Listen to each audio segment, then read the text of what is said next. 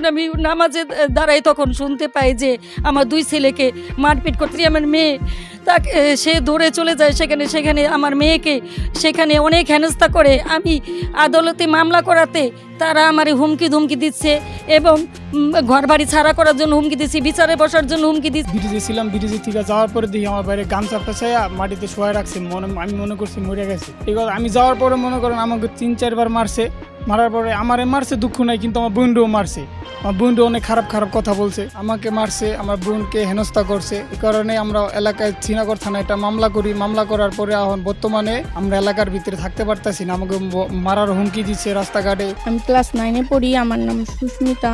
ওদিন আমার ভাইকে যখন মারধর করে তখন আমি ওখানে দৌড়ে চলে যাই। আমি আমার ভাইকে বাঁচাতে গেছি, তখন আমাকে অনেক খারাপ কথা বলছে, ওগুলো আমি বলতে পারবো না। আমি যখন শুনলাম তখন এটা আমি কি করলাম, অপরে আমার এখানে রাখলাম।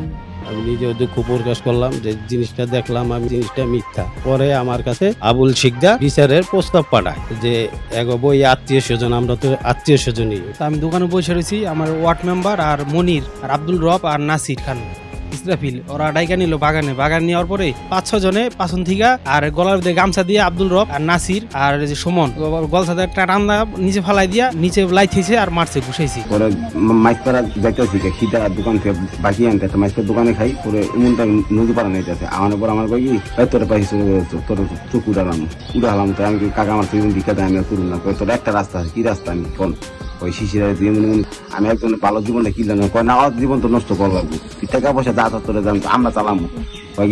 এলাকায় বিচার করে কেরা, আমি নজরুল সাব্বির বানাই, আমরা যাই দিন হেঁটেই সমাধান নিবি। এমন তুই ফাঁসি বাচ্চা যাবি, তোর টাকা পয়সা যা লাগবে।